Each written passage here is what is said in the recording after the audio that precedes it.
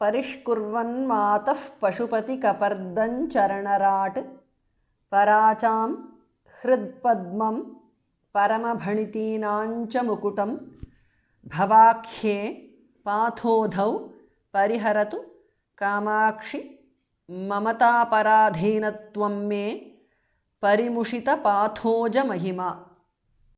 परिष्कुर्वन् मातः visarga changes to padmanya. Pashupati kapardam is a compound word. Mataf Pashupati kapardam because of sandhi. Charanarat is a compound word. Pashupati kapardan charanarat because of sandhi. Anuswara changes to new there. Paracham hritpadmam is a compound word. Parama bhanitinam is a compound word. Bhas mahapranah cha. Parama bhanitinancha because of sandhi. Anuswara changes to new there because of sandhi. Mukutam. Parishkurvan mataf pashupati kapardan charanarat paracham hritpadmam parama bhanitinancha mukutam. Bhavakhye is a compound word. Bha and khar mahapranah. Pathodhau is a compound word. Tha and dhar mahapranah. Pariharatu Kamakshi, the E is short there. Mamata paradhinatvam is a compound word. Dhas mahapranah. Me parimushita pathoja mahima is a compound word. Pathoja, the dhas mahapranah. Bhavakhye pathodhau परिहरतु Kamakshi ममता पराधीनत्वं मे परिमुषित पाथोज महिमा।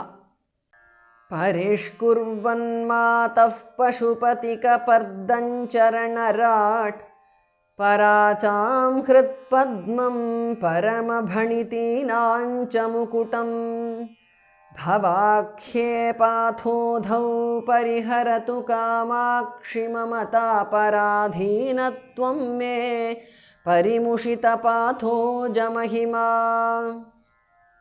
प्रसूनैः सम्पर्कादमरतरुणीकुन्तलभवैः अभीष्टानान्दानादनिशमपि कामाक्षि नमतां स्वसङ्गात् कंकेलिप्रसवजनकत्वेन च शिवे त्रिधा धत्ते वार्तां सुरभिरिति पादो गिरिसुते। प्रसूनैः visarga changes to su there. Samparkat. Prasunais samparkat because of sandhi. Then the end changes to the because of sandhi. Amarataruni kuntala bhavaihi is a compound word. The bhas mahapranah. Samparkadamartaruni kuntala bhavaihi because of sandhi.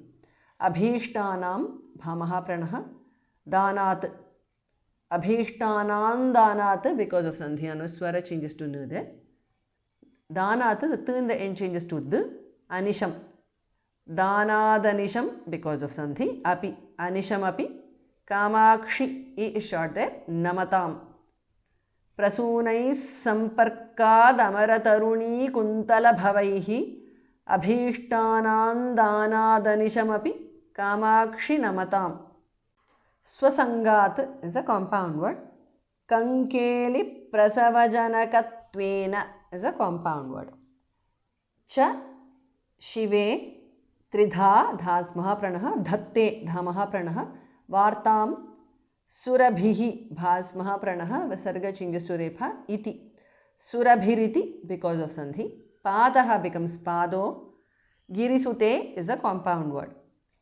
Swasangat kankeli prasava janakatvena cha shive tridha dhatte vartam surabhiriti pado girisute.